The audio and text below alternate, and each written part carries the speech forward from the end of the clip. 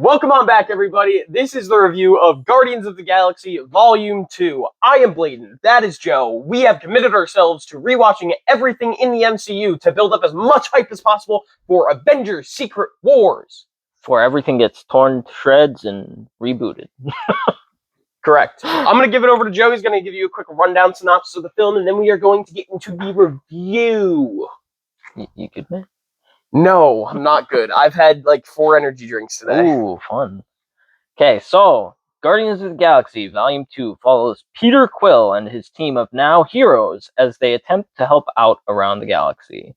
Their escapades are cut short by Rocket stealing batteries from the Sovereign, the Ravengers trying to capture them, Nebula trying to kill Gamora, and Peter's own father showing up.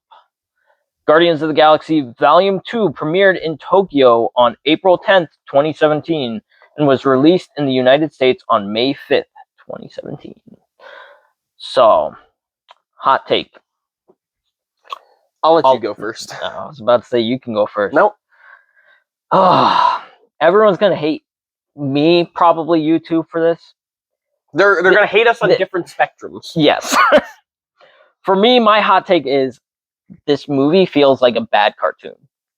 Like, the way it plays out, the way things happen, it feels like a poorly written cartoon for, like, 2-year-olds. Like, the way Drax is hanging from the ship, being thrown around and stuff, like, feels like a slapstick from a 2-year-old's cartoon. Like, Ego showing up out of nowhere to save them, like, however he found them. He's a Celestial.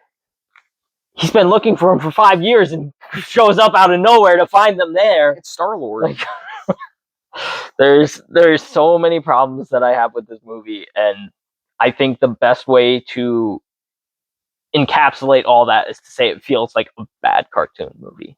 Okay, now here's my hot take. Now people are really gonna hate me. I think this movie is better than the first Guardians. The second one's better than the first one. I'll give you my reasons later. We'll get to it. So is this a good movie? To me, I don't think this is a good movie. No. This is the first movie that we both said no to. I think we were pretty close with saying Incredible Hulk was no, but at the same time we were like, there were things that, because it was early enough, okay, you can try. I think I need to explain myself. So when we reviewed Guardians 1, I said that Guardians Volume, or not Volume, it's just Guardians. Well, yeah, it's just Guardians. When we reviewed the first Guardians movie, I said that I didn't like the movie because of what they did with the Nova character and the Nova Corps as like a whole. Yeah. That was my only complaint about the movie. This movie doesn't have the Nova Corps in it. It doesn't botch the character the way that the first one did, so it is a bad movie, but it doesn't ruin one of my favorite characters in Marvel. You didn't even say Guardians 1 was a bad movie. No, I didn't say Guardians 1 was a bad movie, but so you were way faster to say Guardians Volume 2 was Guardians a bad movie 1. Than Guardians 1. So it's sort of the same thing that I have a problem with The Dark Knight.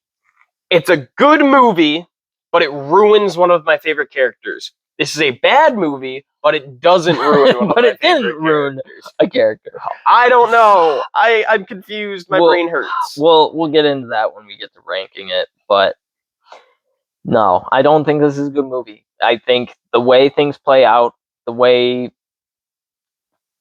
the story goes, I think it's awful. I personally think this is a pretty poorly written movie, and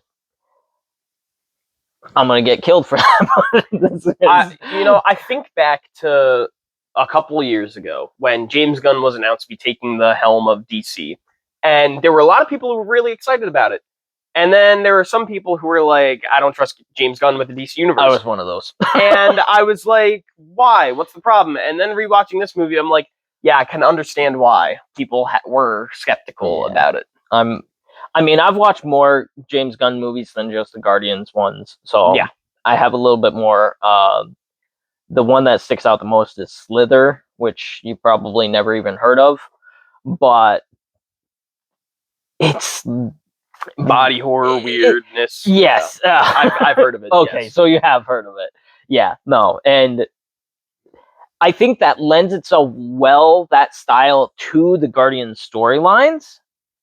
At least the first one and the third one.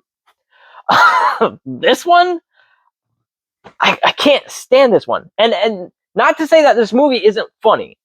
Like, I can think this is a bad movie and still laugh at this movie. Yeah, there are still parts that I laugh at in this movie. I will say I laughed out loud at a few parts of the movie. Yes. It is a funny time to watch. Yes. Like, when people ask, like, what's a movie you should get drunk and watch, this is probably one of them.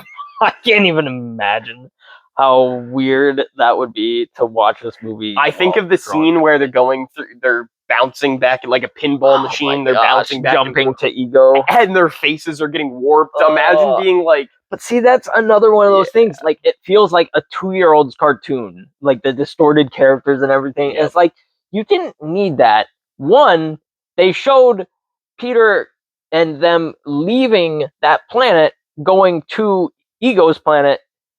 But they said it was like a 2-week journey. I thought they only said it was like 2 days. And he was like, this is going to be like 8,000 jumps. And it's like, so they took 8,000 jumps in 2 days, but you couldn't handle it in 20 minutes. Like, I don't know. It feels like a very inconsistent movie. A lot of problems that I have with this movie are just like, I feel like there's so many poorly written things. Like, I don't know. We'll get to it. I have notes, but yeah, it's not a good movie. Not a good movie. If you could change things about this, what would you change? I'm gonna let you handle this one. One, I would change a lot of Yondu's character. Yondu is probably one of the worst people in the MCU. He has delivered hundreds of kids to Ego, all of which are dead in the caverns. Admittedly, he might not have known about it until Quill. Mm-hmm. You pointed that out. Maybe he didn't know. But he saves Quill and then leaves all that information about Ego just sitting around. He's literally been kidnapping kids, bringing them to this planet. They die at this planet. And his redemption is to save one kid and then not talk about it for the rest of time until he dies. Like, that's awful. Like, this character is so bad in this movie. And, like, they are like, oh, he deserves the send-off from the Ravagers. No, he did not. The Ravagers were right to be like, you delivered hundreds of kids to this planet that is eating them. Not only were you going against the Ravager code, you have killed hundreds of kids. Like, you deserved it. You deserved to be kicked out of the Ravagers. His entire crew is awful and deserve to be kicked out of the Ravagers. Yeah, I mean, they literally turn on each other.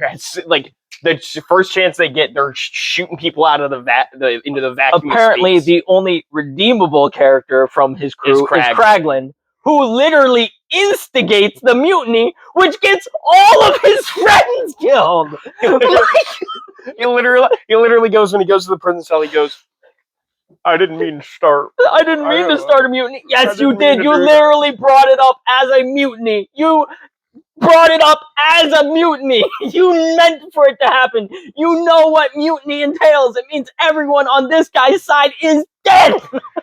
You know what was going to happen. You're stupid, Kraglin. Well, I mean, we never said he was smart. No, I don't think anyone ever did. But oh my gosh, there's so many problems that I have with this movie. I like Kurt Russell as Ego. I don't like the way he talks.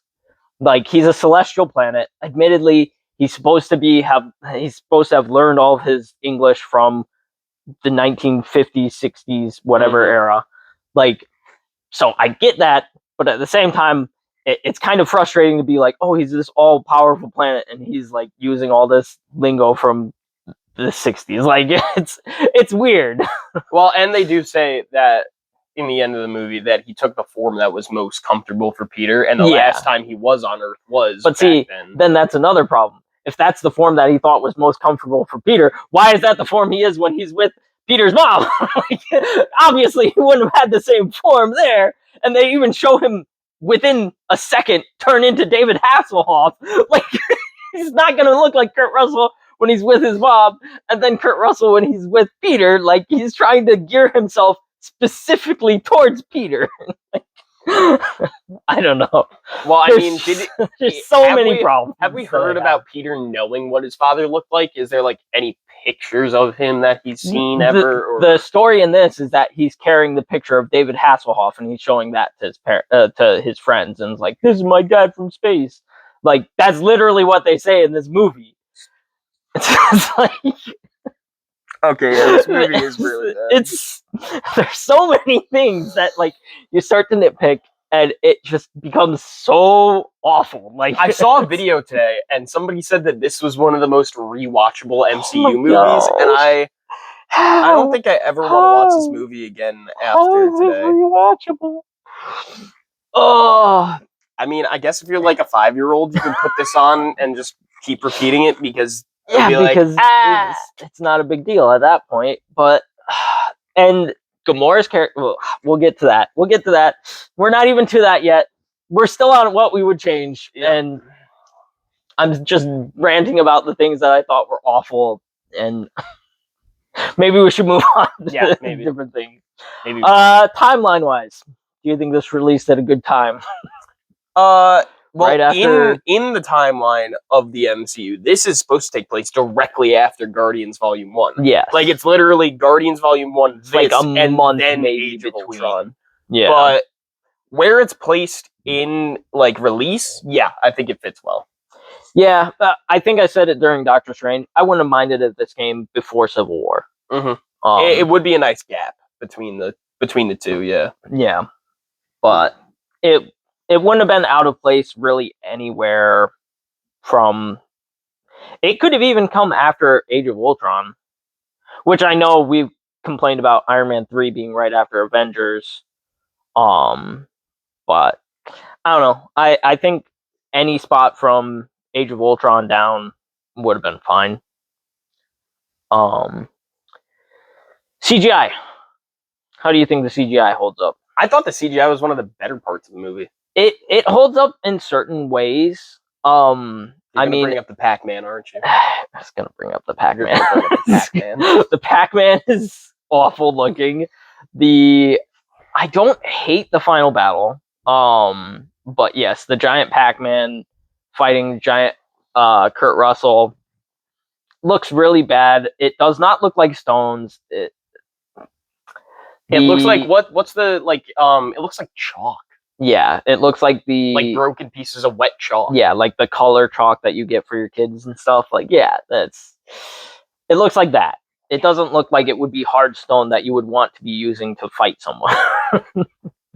But that's more of a CGI thing. That's not even I mean, maybe it was a directorial choice and they failed at that too. Oh man. But aside from that, no, I do think the CGI holds up well. I mean, most of it's probably the volumetric lighting and everything where they have like the specific lights behind them, because I think this was right when that technology started to become big, which I think is why it looks as good as it does, because it wasn't green screen anymore quite as much.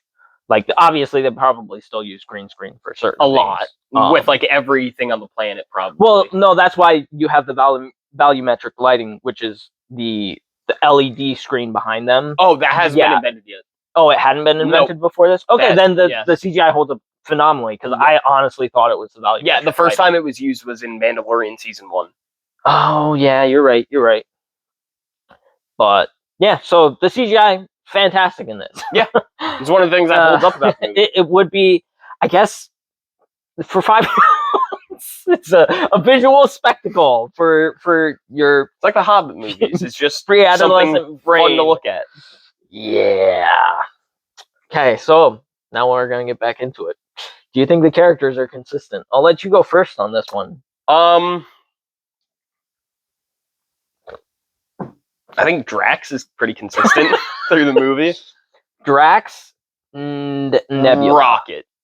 Rocket's pretty consistent too. I like Nebula's character in this one. I guess Groot, because like he doesn't really. I mean, have this a is character technically in this his movie. first appearance as Baby Groot, Yeah, so he's himself through the whole movie. Yeah.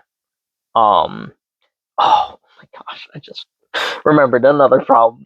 Why put 2 buttons on a bomb, one that blows the bomb up instantly? Why? Why would you do this?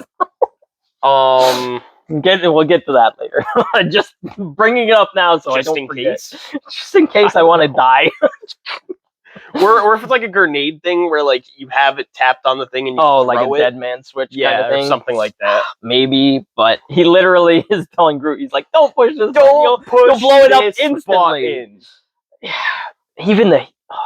even a lot of the humor is like 5-year-old humor. It's so bad. This movie. Again, I did laugh in this movie. I'm not gonna deny that. But this brings up a major problem I have with Guardians of the Galaxy Volume 3. Oh boy. What happened to Drax's sensitive nipples? Why is he wearing the shirt? It's a throwaway joke. I honestly don't even think anyone who was involved with Guardians 2 cared enough to think about it for Guardians 3. Big plot hole. I don't like it. I have the opposite opinion of that, where I don't think it should have been a joke in this movie. Well, I kind of like it. But in the end, you could make the argument that it's a specialized shirt. He's got padding there, so it's more comfortable. Nope, don't like it. He also, Drax in pretty much every scene of Guardians of the Galaxy Volume 3. I know Dave Bautista was like, he was heading out of the MCU. Yeah, last installment. He looked uncomfortable in every single scene he was in that movie. I don't know what it was. It was something about the way that the like shirt and the makeup went. It just looked off to me. We'll get to that when we get to Volume 3. Yeah, but characters are consistent. That's where we're at. No, Gamora was awful, and they even bring it out in the movie. And he's like, I didn't even want to come with my dad, and you told me I should. And she's like, well, now I have a problem with it. And it's like, no, but why do you have a problem? It's Gamora and Peter flip sides on the argument about halfway through the movie. Yeah. So at the beginning, we have Star-Lord being cautious about him, which rightfully so, he should be. And then Gamora is pushing him to go with his father. And then when they get to the planet, before she even hears anything suspicious from Mantis, Peter hangs out with Ego for like what? An hour, I guess. An hour. In the movie, it's like 10 minutes. And he's like, bro, I'm staying here. This is my dad. I love this guy. And Gamora is the one who's like, no, something suspicious is going on. And I'm like, what's happening? What is going on in this movie? But I did bring up Mantis. I like Mantis. I do like Mantis in this movie. And she's fun. If Mantis was the only part of this movie, I would say this is a highly rewatchable If this was a Mantis movie. If this was a movie about Mantis, it is a highly rewatchable movie.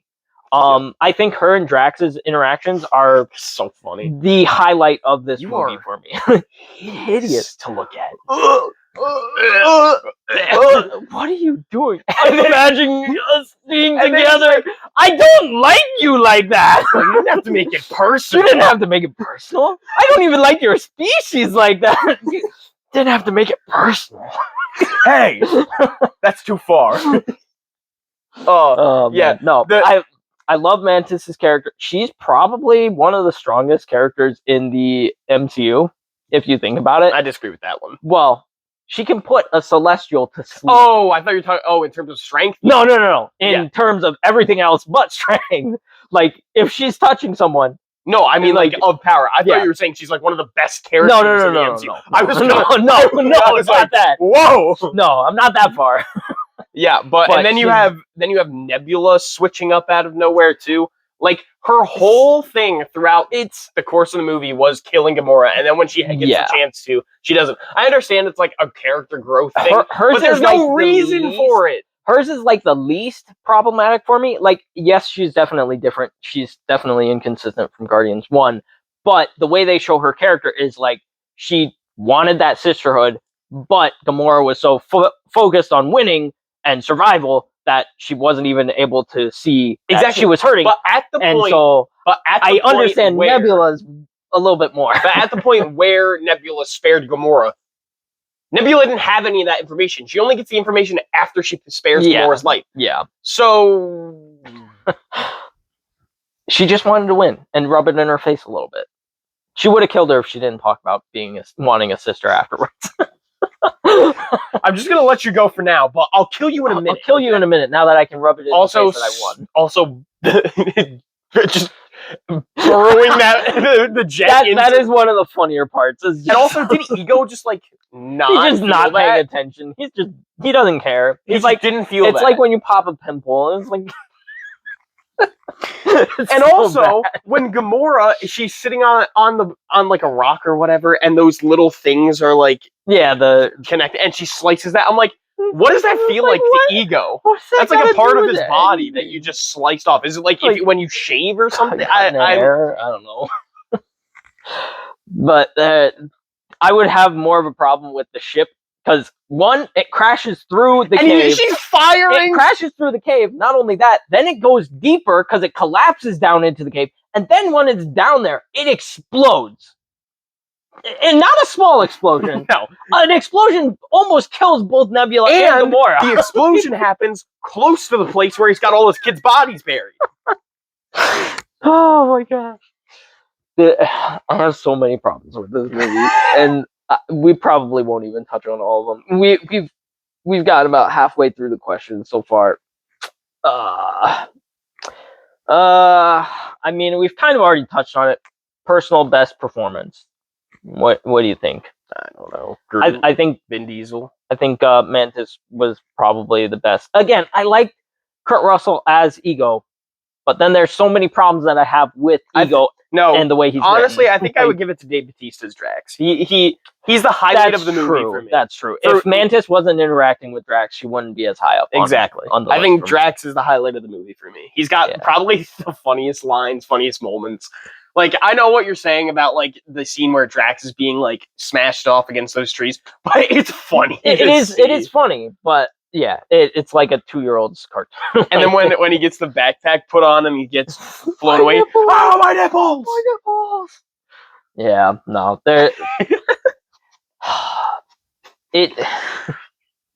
as funny as this movie is, it is also part of the problem. And then when Gamora comes out, and the Mantis is like all happy. She's like, I'm learning that I'm ugly. And then Gamora's like, you're not ugly. And Drax is like, don't lie to her. Don't lie to her. Oh, man. But, yeah, no. Mantis and Drax, best two in this movie, for sure. Like, easily. Rockets, he definitely has the most emotional journey throughout the movie, and it does set his character up good for Endgame and Volume 3. Yes, for sure. But at the same time, like, to think that the entire movie happens because he took the batteries that they were hired to protect, like, it's so stupid. Like, well, I mean, I guess the events of the movie would have taken place the same except for the Royal Guard coming in at the end or the chase at the end. Because Ego running into them wasn't explicitly because they wouldn't have been on that specific planet, and then the Ravagers wouldn't have been chasing them, which means Yondu would never have shown up, which means it would have been just the Guardians versus Ego. Which probably would have made a better movie. Definitely less plot holes. Yeah. End credit scene. This movie technically had 5 end credit scenes. So do you talk about bloated? Talk about bloated. So what was the first one? Was that the Kraglin first one? Is technically Kraglin's. So we see Kraglin trying to use the thing and stabbing Drax with it, which we get paid off in Volume 3 with Kraglin being the new Yondu, essentially. Yeah.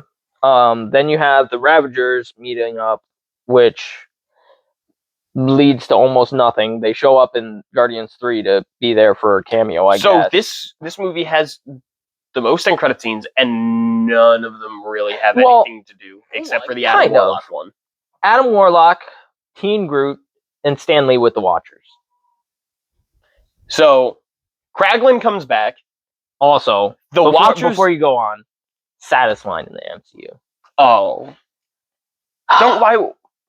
Yeah, that end credit scene with Stan Lee sitting there with the Watchers, and as they walk off, he says, "I have so many more stories to tell." Yeah, that hits really hard, especially now. Yeah, that. R.I.P. Stanley. Yeah, I'm sorry that line had to be said in this movie. Yeah, I agree, but it's rough for sure. But Adam Warlock and Teen Groot. Teen Groot, so stupid.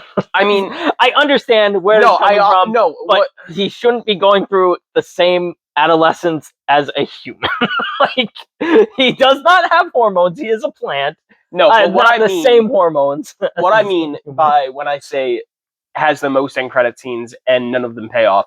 Sure, they get paid off, but do you need any of them? Yeah, the Kraglin scene you don't need. You could have just explained. It's explained at the end when he's given the arrow, and it would have been fine if he had just shown up in Guardians 3 with the fin already. Yeah. The Teen Groot thing, you didn't need that end credit scene. You could have just had him be a teenager at the start of Endgame. Just like Guardians 1 to Guardians 2. You didn't need the scene with the Watchers and Stan Lee because we already had his cameo earlier in the movie.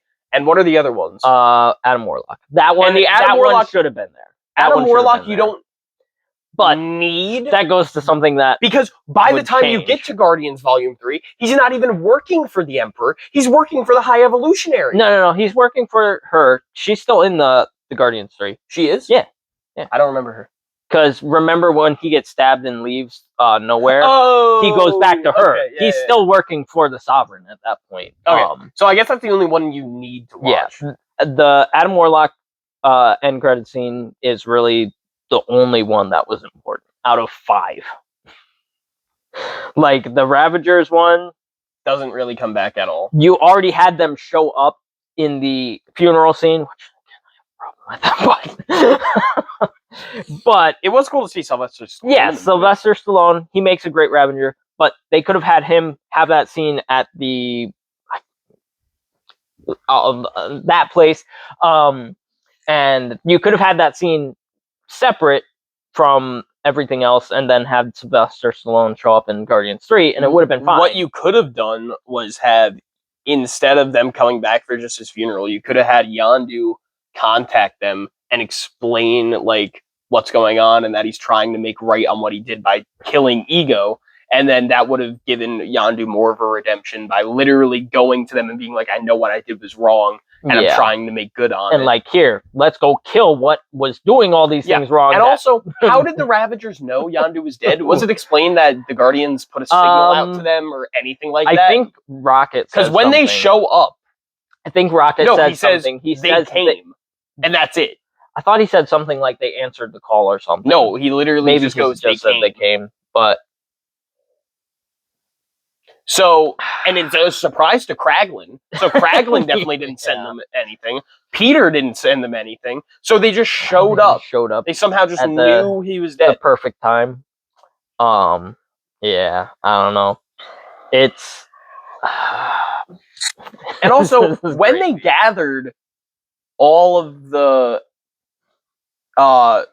Ravagers together, why wasn't Kraglin there? Because he's the only remaining member of that branch of... Because he's living on Nowhere with Guardians. He became a Guardian. He stopped being a Ravager, I guess. But then when we get to Guardians 3... He's in Nowhere. He's practicing with the arrow, remember? No, I know that, but is he still like... He's just one of the Guardians. So does that mean that the... No, because the Guardians have the new suits, too. So does that mean they're Ravagers and not the Guardians of the Galaxy? I don't know. I don't know. Yeah. Okay. One thing that I'll bring up before we go to ranking, this is probably the most egregious up until this point of MCU humor. Like, this movie is definitely where Ragnarok gets a lot of it from, even though it's written by different people. Like, I know they're probably being filmed around the same time. Guardians 1 leaned into that kind of humor. Guardians 2, I feel like exploited this. I feel like what happened is Guardians 1 can be compared to Thor Ragnarok in the way they brought that. Sure, the humor in Guardians 1, which I think we even said in the review, is what led to the humor of the MCU. They took the wrong lessons from Guardians 1 and applied it to Guardians 2, and they took the wrong lessons from Thor Ragnarok and applied it to Thor Love and Thunder. Yes. And that's what makes both of these movies, Thor Ragnarok and Guardians of the Galaxy, go down for me. Just because of the way that they impacted the MCU. It definitely did. And I think the most, just to point out a specific scene, is you have Nebula literally ranting about how she was taken apart piece by piece to become stronger than Gamora. And then Kraglin goes, "Oh, I thought you meant you would buy a necklace or something." It's like, dude, she just spilled her soul out to you, and this is what you say? Like, the frick is wrong with you? If Nebula was a real character, she would have stabbed you in the face right there. Like, what? No. So ranking? So, ranking this movie. Do I need to pull out the computer? Or it depends on if you want to or not. No, it's fine. I'll put this at the bottom. I was going to put it higher, but after the... Here's where the question lies. Is it D or is it C? D or is it a C tier movie? For me personally, I think this is a D tier movie. I think I'd put it on a C. Would you put it below Incredible Hulk? Yeah, okay. But I think it's the bottom of C. So lowest C. I think there's some stuff in the movie that saves it from being the bottom of the barrel. I guess. I can give it low C.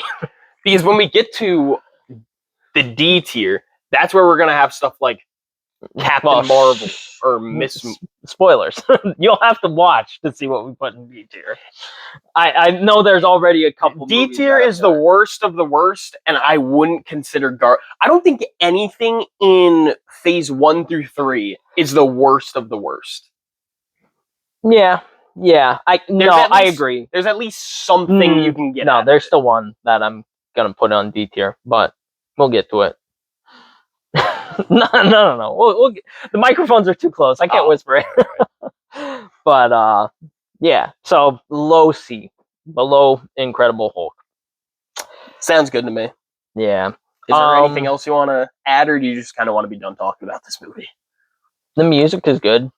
Yes, this does have a great soundtrack. That's something I can say for all 3 Guardians movies. They got great soundtracks. Yes, but that also brings me to another problem that I forgot to bring up. The scene where Yondu is literally killing all the Ravagers who betrayed him, and the happy music is playing as he laughs, as he's killing people he's known for years and years. I can understand Rocket laughing, because Rocket's like, oh, well, these guys are jerks. I mean, I guess it is the pirate mentality. It's like... I guess, but the way they portray the Ravagers, not only in Guardians 1, not only in Guardians 2, but in Guardians 3, in all 3 movies, they are portrayed as this big, huge family that get together to steal things. They aren't portrayed as murderous, villainous pirates. They're portrayed as lovable misfit pirates. And the scene where he's literally murdering hundreds of Ravagers and laughing while happy music plays. So bad. All right, I think we're gonna have to cut it here for his sanity. No. Okay. One more thing. One final thing. Peter Quill's grandfather shows up. Oh yes, we get a quick. We did get a quick Easter egg. Also, James Gunn's parents have a small appearance in this movie. They got a bigger one than Peter Quill's grandfather. Which definitely could be attributed to some sort of bias about. But yeah, no, that's the last thing I want to bring up. Yep. Peter Quill's. I almost said Peter Griffin. Peter Griffin's grandfather. Peter Quill's grandfather showing up. Imagine if Seth MacFarlane was Ego the Living Planet. That would be so. That would have been interesting. That would be so funny. All right, well, with that, we're gonna end this review here. This was the Guardians of the Galaxy Volume 2 review. Is the worst movie in the MCU so far. But thank you for watching this. That's all I could really say good in this video. Thank you for watching this. No, the music was good. Make sure to like, subscribe, comment, go watch our other videos. Thank you everyone for being here and watching. We love you all, and goodbye.